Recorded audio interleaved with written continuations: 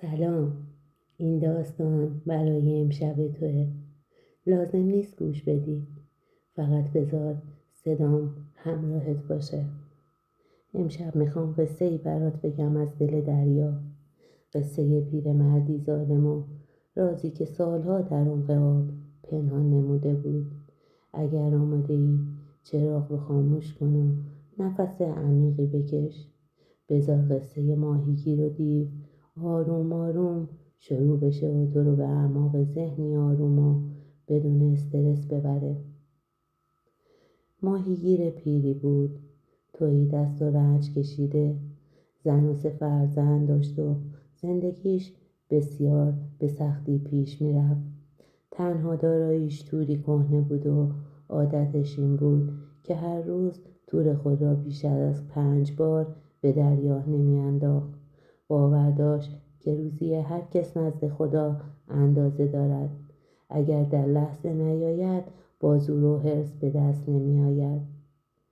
روزی از روزها نزدیک نیمروز بود که به کنار دریا رفت. سبدش را در گوشه‌ای گذاشت و تورش را به آب انداخت. کمی صبر کرد تا تور کامل در آب جا گرفت. بعد تور را کشید. تور سنگین بود، اما هرچه کوشید نتوانست آن را بالا بیاورد. میخی به لبه ساحل دوخت و تور را به آن بست. لباسایش را از تن بیرون آورد و بعد خود را به آب زد. مدتی طول کشید تا با رنج فراوان تور را از آب بیرون کشید. خسته اما خوشحال به طرف خشکی برگشت و لباسایش را پوشید. با خوشحالی و لبخند به سراغ تورش رفت. وقتی نزدیک تور رسید شادیش به آهی تبدیل شد، چون داخل تور خری افتاده بود. اندوهگین شد. با غم و غصه‌ای که بر دل داشت گفت هیچ نان و توانی از طرف خدای بزرگ بی حکمت نیست. بعد با خود گفت امروز چه روز بدی قسمتم شده. انگار آدمی که در تاریکی شب به دنبال روزی بگردد گاهی به جای نان به آه نزدیک می شود، اما باز هم روزی راه خودش را پیدا می کند و می آید. پس خر مرده را از تور بیرون انداخت. تور را تمیز کرد و باز به کنار دریا رفت. نام خدا را بر زبان آورد و دوباره برای بار دوم تور را به آب انداخت. باز کمی صبر کرد. سپس تور را کشید. وقتی تور را کشید باز هم تور سنگین تر از بار اول بود. دلش روشن شد. پیش خودش گفت این بار مطمئنم که ماهی است. تور را دوباره به ساحل بست. لباس از تن درآورد و دوباره به آب زد. سپس با تمام توان تور را کشید. بعد به سمت خشکی برد.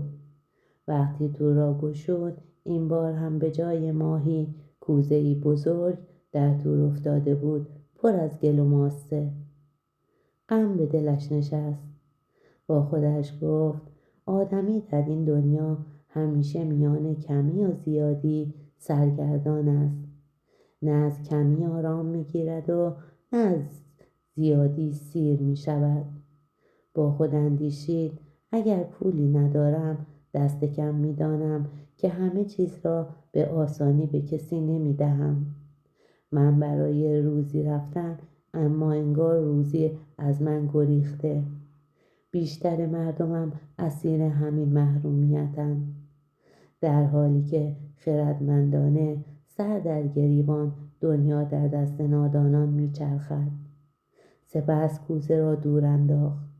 تورش را شست و از خدا طلب آمرزش کرد. برای بار سوم به دریا برگشت.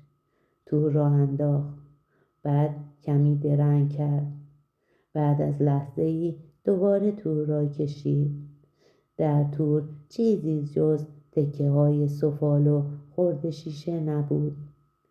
زیر لب گفت روزی آدمی بی خبر می رسد، نه با سلام و نه با نشانه. گاهی هم که اصلاً نمی‌رسد. بعد سر بر آسمان برداشت و رو به آسمان گفت: خداوندا، تو می‌دانی من تور خود را بیشتر از 5 بار به دریا نمی‌اندازم. این 3 بار که قسمتم چیزی نبود. ببینم دفعه 4 چه می‌شود. سپس نفس عمیقی کشید و نام خدا را بلند صدا زد. برای بار 4 تور خود را به دریا انداخت. پیرمرد ماهیگیر پس از آنکه برای بار 4 تور به دریا انداخت مدتی صبر کرد تا تور در آب دریا آرام گرفت. سپس آن را کشید، اما دید این بار سنگینی تور با دفعات پیش فرق دارد. هرچه زور زد نتوانست تور را بالا بیاورد. با خود گفت: هیچ نیرو و توانی جز از طرف خدا نیست. تور را به جایی در خشکی بست. لباس را از تن بیرون درآورد و به دریا رفت. دلش قرص بود که تا تور را از آب بیرون نکشد به ساحل باز نمی‌گردد. مدتی در آب با تور درگیر بود. نفسش به شماره افتاده بود، اما دست نمی‌کشید. سرانجام با رنج بسیار تور را به خشکی کشید. وقتی تور را گشود چیزی در آن تور دید که هرگز انتظارش را نداشت. در میان تور خمره‌ای بزرگ و سنگین یافت از جنس برنج که دهانش با مهر انگشتری سلیمان بسته شده بود. چشم‌های پیرمرد ماهیگیر برق زد. خستگی از تنش رفت و دلش شاد شد. با خود گفت: اگر این خمره را با خود به بازار مسگرا ببرم فلزش دست کم $20 طلا می‌ارزد. خمره را برداشت و با زحمت بر روی شانه‌های نحیفش گذاشت. با خود گفت: بهتر از قبل از فروش درونش را ببینم. هرچه باشد خمره را خالی می‌کنم و بعد می‌فروشم. پس کار ته کوچکی به کار همراه داشت را بیرون آورد. سر به دهانه خمره را با کاردش شکافت و سپس خمره را بر زمین نهاد و تکان داد تا هرچه در آن است بیرون بریزد، اما چیزی نیافت. بعد از مدتی ناگهان دودی نازک از دهانه خمره بیرون آمد.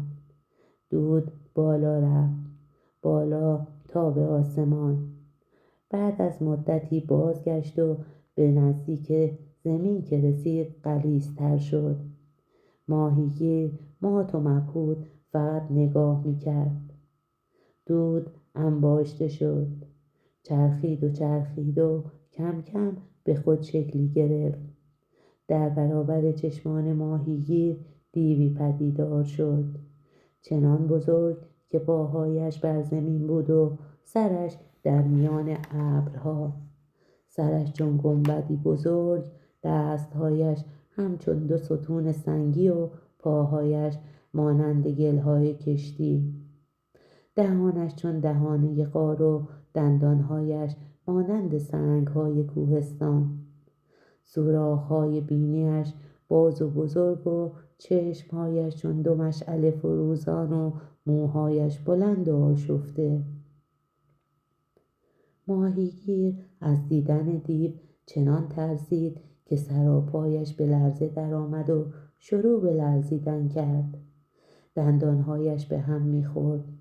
دهانش خشک شده بود و سیاهی پیش چشمانش می‌چرخید تا جایی که دیگر چیزی را نمی‌دید.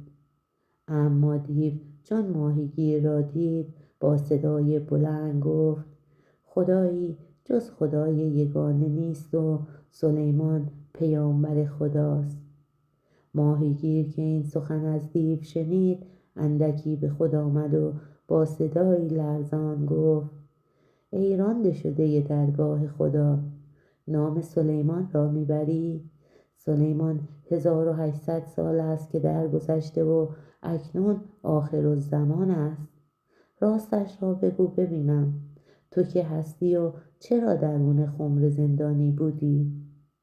وقتی ماهیگیر این سخن را گفت هنوز دست و دلش می لرزید، اما عقلش کم کم جای ترسش را گرفت. دیو به او خیره شد. چشمانش همچو آتشی می سوخت.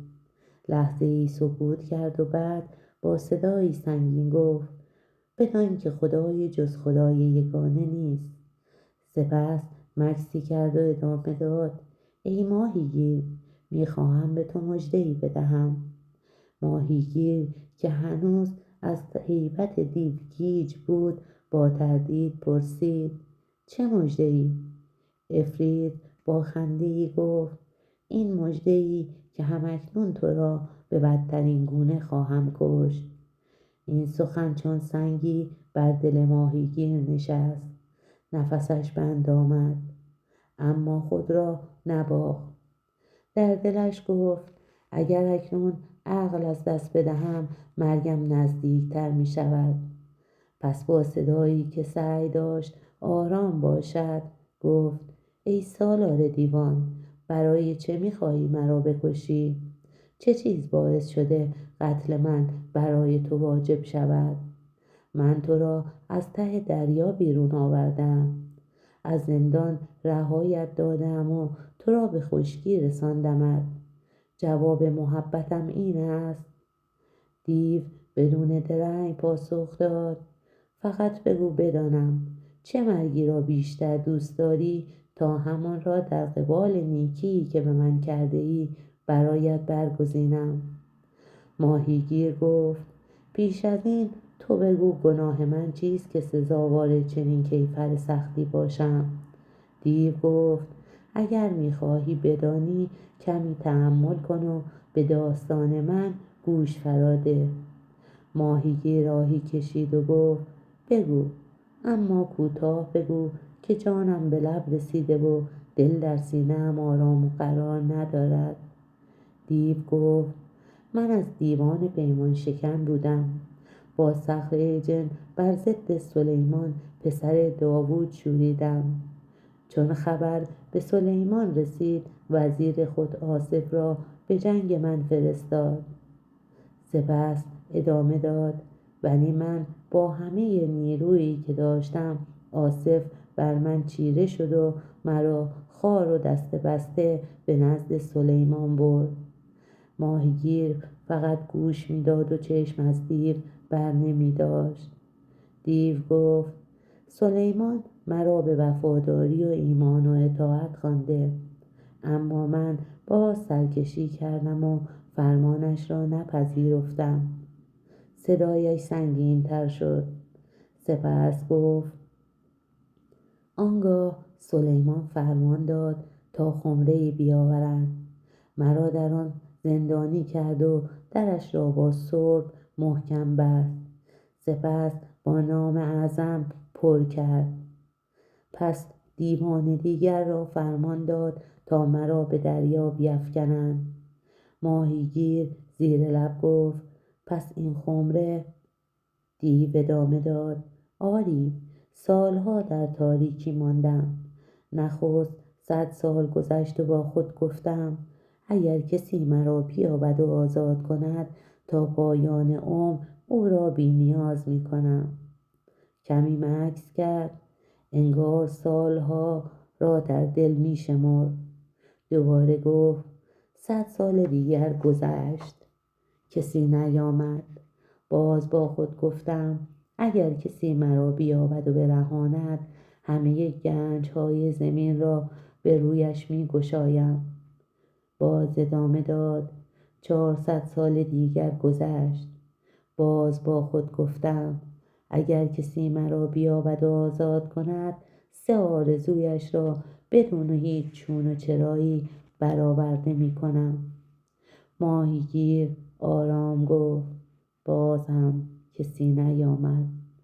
عفریت با خشم گفت: آری، آنجا بود که خشمگین شدم.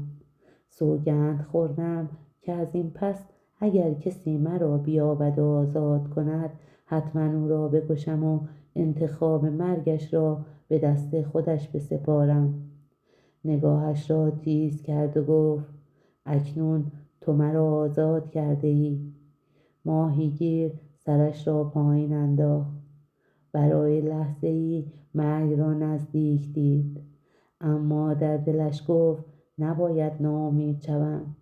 هنوز زمان هست. چون دیو سخنش را به پایان رساند، چند گام به سوی ماهیگیر برداشت. زمین زیر پایش لرزید و سایش روی شنها و ماسه ها افتاد.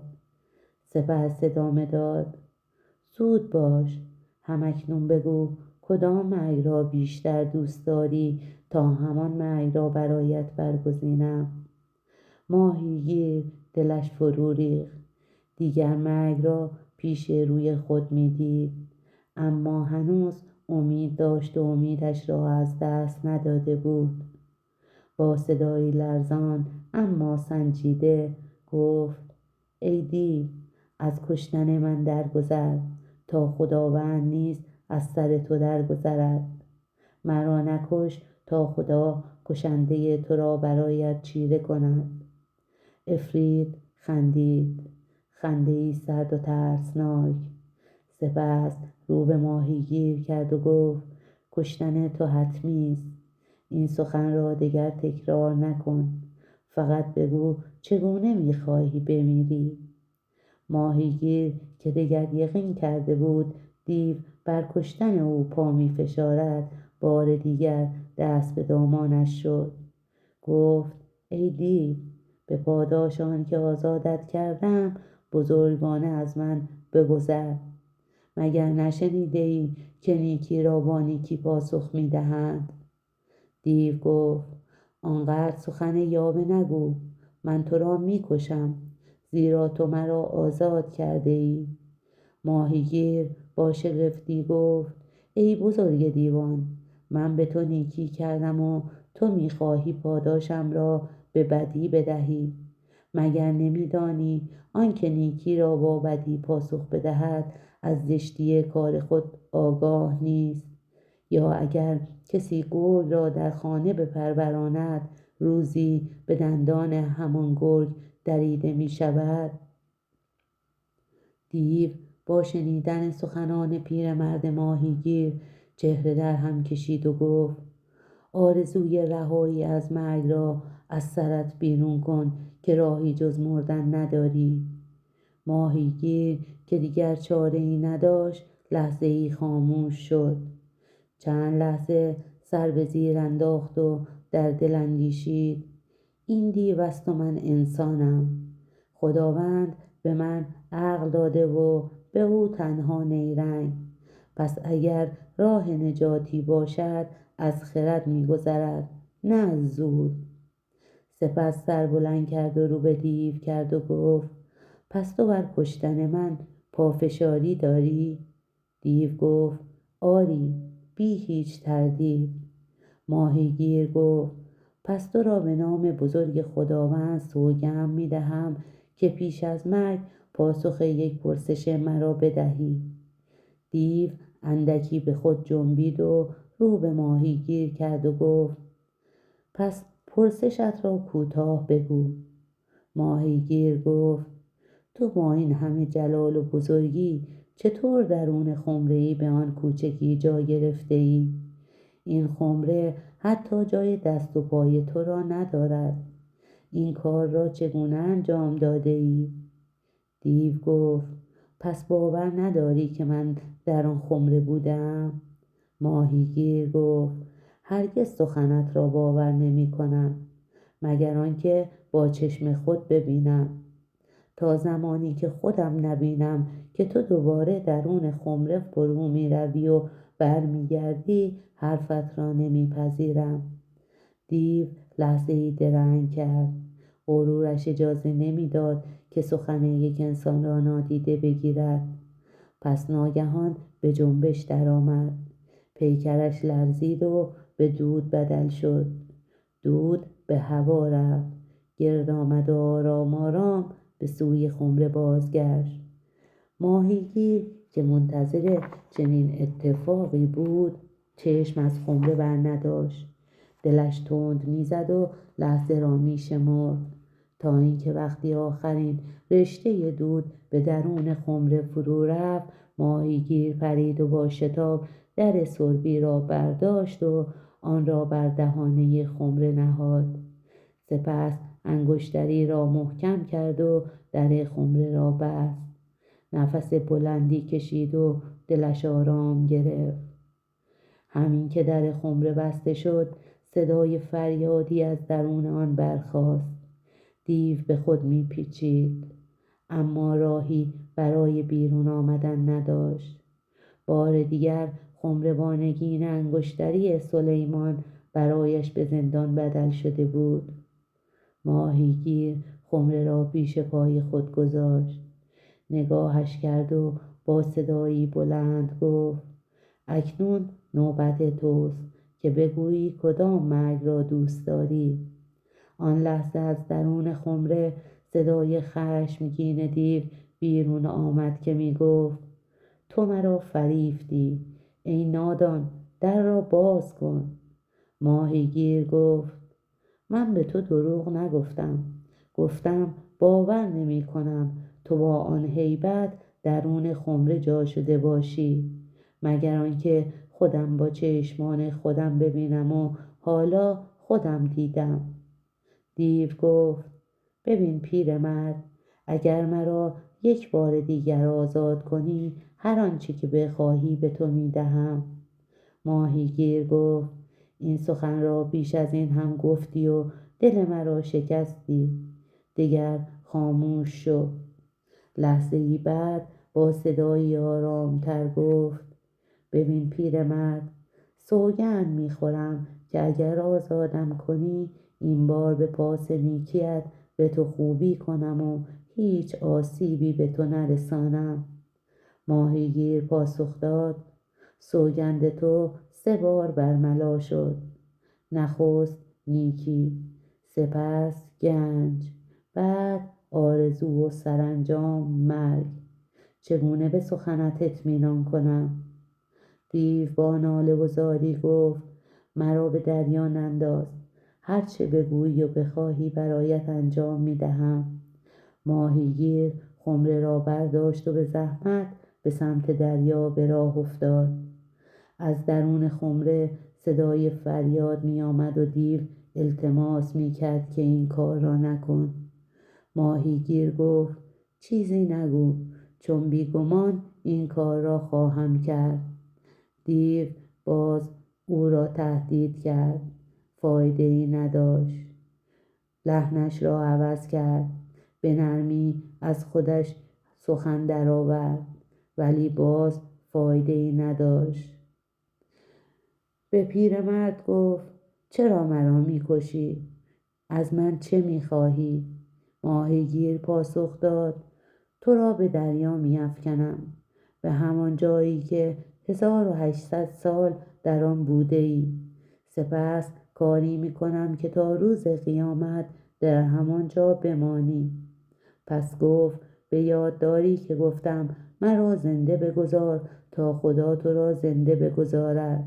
گفتم مرا نکش تا خدا تو را نکشد، ولی تو حرفم را نپذیرفتی و جز ناسپاسی چیزی از تو ندیدم. پس اکنون خداوند تو را به چنگ من انداخت و من توانستم و تو را فریفتم. دیو فریاد زد: ای انسان، بیا مرا از بند رها کن تا منم به تو نیکی کنم. ماهیگیر گفت: دروغ میگویی ای ملعون، مثل من و تو مثل مثل شاه و حکیم است. قدمهایش را کمی تندتر کرد و به لب آب رسید. موج‌ها آرام بودند. دیو گفت: موضوع ما چه ربطی به آن داستان که گفتی دارد؟ ماهیگیر ایستاد و گفت: آن داستان را خواهم گفت، اما نه امروز. پس خمره را بلند کرد و با تمام نیرو به دریا افکند. آب شکافته شد، خمره فرو رفت و موج‌ها آرام گرفتند. پس از دقایقی ساحل دوباره آرام گرفت، انگار هیچگاه دیوی از آب بر نخواسته بود و هنوز هم آب آرام بود. آن لحظه کمی ایستاد، نفسش آرام شد، تورش را برداشت و به سمت خانه روانه شد. نه با گنج و نه با آرزو، بلکه با تجربه‌ای که حالا جانش را نجات داده بود. این قصه همینجا می ایستد، اما داستان حاکم و شاه هنوز گفته نشده. قصه پادشاهی که فریب خورد و وزیری که حسد ورزید و وکیلی که تنها با خرد جان سالم به در برد.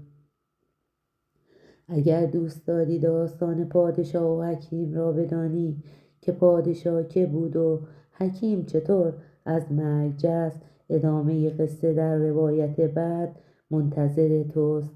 امیدوارم تا اینجای داستان با من همراه بوده باشی و از شنیدنش لذت برده باشی.